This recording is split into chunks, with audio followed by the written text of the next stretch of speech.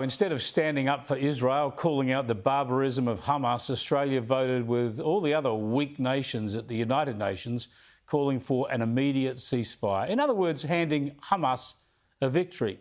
Here's our ambassador to the UN speaking this morning. The world has witnessed a harrowing number of civilian deaths, including children. This must not continue.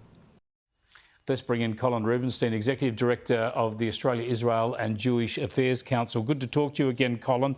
You must be very, very disappointed with this action by Australia. It breaks with the normal support Australia gives Israel at the United Nations, and really it leads to a break in bipartisan support in this country, strong support for Israel. Yes, it's profoundly disappointing, Chris. It's deeply confusing and contradictory with the professed aims of Australia, even spelt out in that rather, in part problematic, but in other parts positive statement with New Zealand and Canada last night.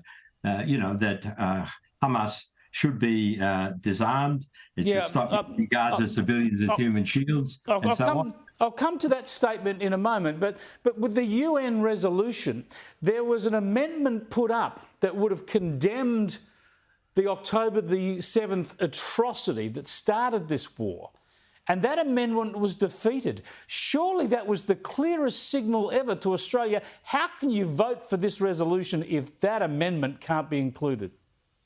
100%. I mean, Australia's committed to Hamas being disarmed and its power, military and political, dismantled. And here we are calling for the release of the hostages and a meaningful ceasefire, which means Hamas has to surrender or it has to be militarily defeated. Otherwise, it's a fool's errand.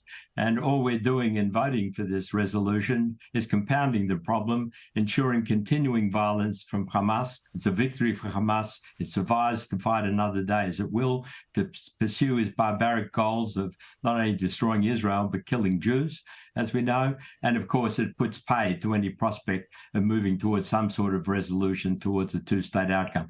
It also enables them to continue with their war crimes, their double war crimes, not only killing innocent Israelis and rocket fired on Israelis to this very day, trying to kill as many civilians as possible, but deliberately putting their own civilians at risk as human shields. And unfortunately, it's obvious the more civilians are killed, the more it helps their propaganda campaign. And I don't care about it, nor do their backers, the Iranians. And not enough talk and hostility and criticism is directed to the big daddy of all of this, Iran, and Hamas is one. I think there's no doubt about your interpretation of how this UN vote and Australia's support with it that will only be deleterious when it comes to the foreign policy approach here. And the pressure should be internationally on Hamas rather than Israel. I just want to show you a news update because we're not seeing enough of this. We're only getting a one-sided version of what's happening in Gaza. The Jerusalem Post today reporting about this woman, one of the hostages taken on October the 7th. Her name is Eden Zechariah, a 28-year-old who was kidnapped from that Nova festival. She is dead. Her body was found in one of the Hamas tunnels in Gaza. Her boyfriend, Ofek Kimchi, was also killed trying to shield her. And 2 Israeli soldiers have been killed trying to retrieve her body. That's what's going on now in Gaza. That's the Israeli side of it that you don't hear about. And it is just absolutely tragic and brutally atrocious. Getting back to this resolution and what it does here in Australia, with Australia voting for that resolution. What concerns me, Colin, is obviously it makes you and your community, the Jewish Australian communities in Melbourne and Sydney in particular, feel more vulnerable.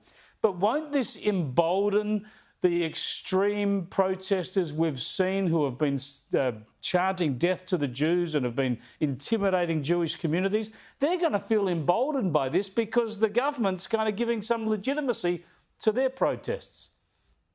Unfortunately, it only fuels the resurgent anti-Semitism we've already seen, Chris, and that's a very worrying prospect. It's a worrying prospect not only for our community, but for the viability of the future of Australian multicultural democracy. I mean, our multicultural democracy depends on commitment to certain core values. Sure and does. when those values are violated and the authorities not only don't condemn them, but law enforcement does not act, you see an unravelling of our civilised society. We're nearly out of...